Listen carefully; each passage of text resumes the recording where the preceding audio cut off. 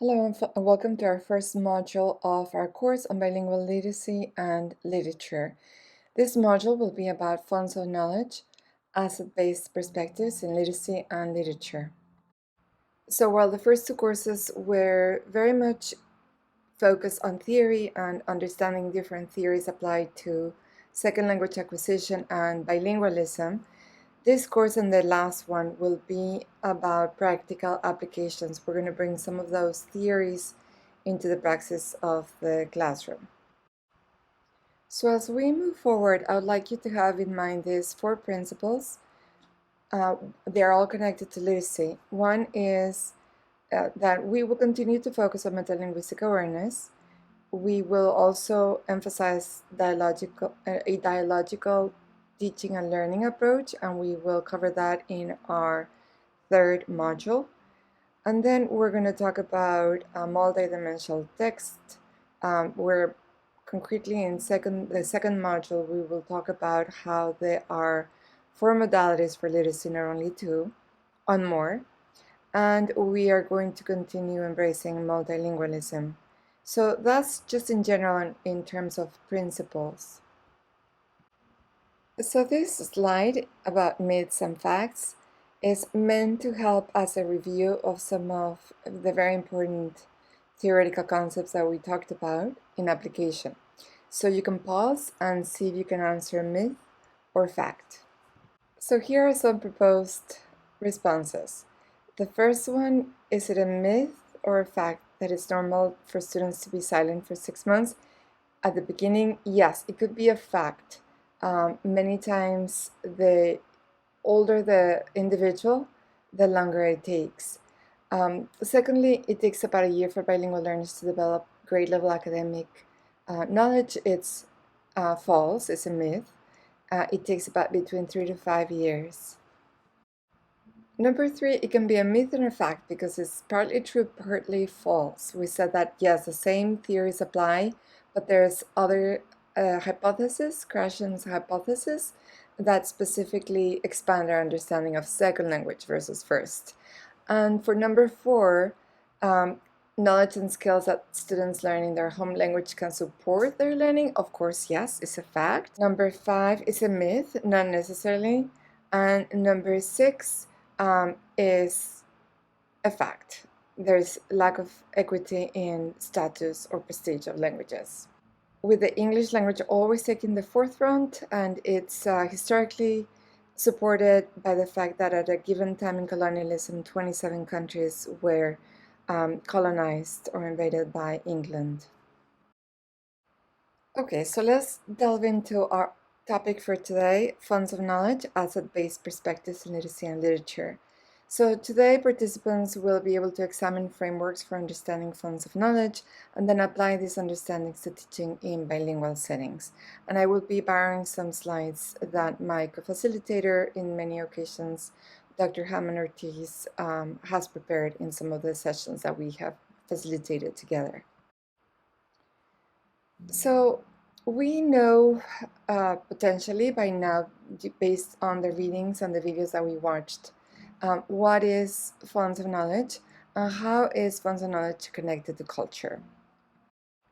So fonts of knowledge is an individual's skills and knowledge developed through their lived experiences within their family and the local community. And what is its connection to culture? It's interesting. I Google images in connection to culture, and these were the first 5 images that came up. So most people understand culture in a very superficial basis, which is what it becomes more externally known. However, we know that culture is complex. It does include things like what we saw with food, flags, festivals, dancing. There's also shared aspects of culture, practices that we engage in with others. It is also dynamic. It can change over time. They're considering identifying factors of culture, which, for example, descriptors of different groups. And also culture can be emergent. It can be influenced by our context. You might have seen or most of you have seen probably this image portraying the cultural iceberg. So the aspects on the very top, food, flags, arts and crafts, language and dance, etc., are the most obvious things, but there's many other aspects that are equally important that are part of the deep culture. So for example, the notion of manners, friendships, leadership styles, cleanliness, modesty, beauty, attributes toward elders, um, infants, death, age, etc., approaches toward religion, marriage, raising children, decision making, problem solving, courtship, and then concepts of time, past and future, fairness and justice, roles related to age, sex, class, family, etc. All these are part of the deep culture that an individual can have. This is important and connected to funds of knowledge because when we are appreciating funds of knowledge and everything the student comes with as asset, we have to understand that culture plays a role in our perceptions as well. I suggested that you watch this video that I included with the instructor's video, and I'll won't go into it, but you could see as a conclusion from the video that depending on the background of the individuals, they'll interpret something totally different of what's happening. So each of us has a culturally based worldview. We hold the common assumption that others share our worldview, but no, we all have our own schema and we make things fit within that schema. And we often assume that what we intend to communicate is what is received. Here's an interesting example developed by Kim Jones. So if you read this, you can pause and fill in the blanks. And this is potentially what you read. The questions that parents face as they raise children from infancy to adult life are not easy to answer. Both fathers and mothers can become concerned when health problems such as colds or coughs arise anytime after the early stage to later life, etc. However, if you have a different background, you might have read this. The questions that poultrymen face as they raise chickens from incubation to adult life are not easy to answer. Both farmers and merchants can become concerned when health problems such as coccidiosis arise any time after the egg stage to later life. So you can reflect when you saw the answers. When you read the reading passage, how did you feel? How does culture impact the way we approach tasks? And what connections can you make to working with bilingual learners? Here's an interesting application to the classroom. So, according to this research, students were separated into groups based on reading skills, and you had the advanced and the low according to the state assessments. And however, they were all given the same passage to read, and it was about baseball. And they chose, it was a purposefully selected group of the advanced readers who did not have background knowledge on baseball. However, the ones who were not proficient in reading had baseball background. And the ones at the end, the ones who did not score as high in reading in the standardized assessments, but had the background understanding and engagement in baseball, scored better. So the application is that when you're assessing reading, and you will get a more accurate score and a valid score if you choose a topic where the students have shown background understanding and knowledge and engagement. So that's a connection as well with funds of knowledge. You watched this video for another class, The Danger of a Single Story. So this is from a writing from Valencia and Black, which I thought was very meaningful. The deficit mindset can be very damaging.